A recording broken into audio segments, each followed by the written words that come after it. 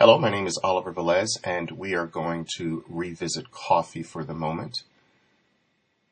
Coffee was identified by me a number of weeks ago as a commodity that was starting to experience a lot of very strong signs of bioaccumulation. If you look to the left of this coffee chart, and more specifically, if you look at the bottom of the bars during coffee's decline to the downside, you won't see many bottoming tails or wicks at the very bottom of bars. You see a few, and they're relatively small. But if you look to the right of the chart, particularly during the month of March, you'll easily see that over a period of time, bottoming tails began to show up or materialize a lot more frequently. And this obviously is a key sign that drops to the downside are now starting to bring in a rush of bottom pickers. These early bottom pickers tend to be institutional in nature and strong enough to basically form these frequent bottoming tails. Now, when you start to see a proliferation of these bottoming tails, the buy interest obviously has picked up and moved to somewhat of a frantic pace. Now, as a result of these bottoming tails materializing and very close to each other, we have seen the supply in this area dry up, causing coffee to rise.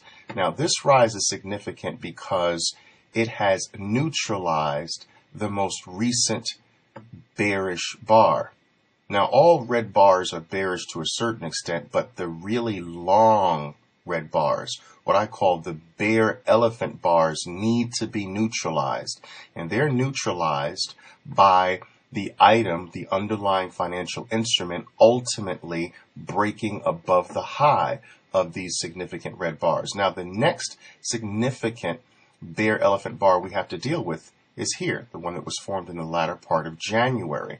All right. This move up has also eaten through a good portion of that bar. Now, I consider a bear elephant bar somewhat neutralized when approximately 2/3 of that bear elephant bar has been neutralized. We see that that is somewhat of the case here with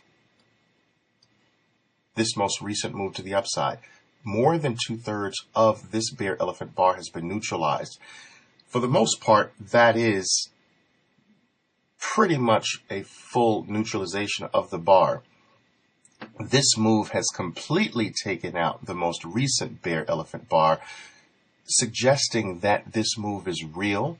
It's strong enough to get through former areas of deep resistance.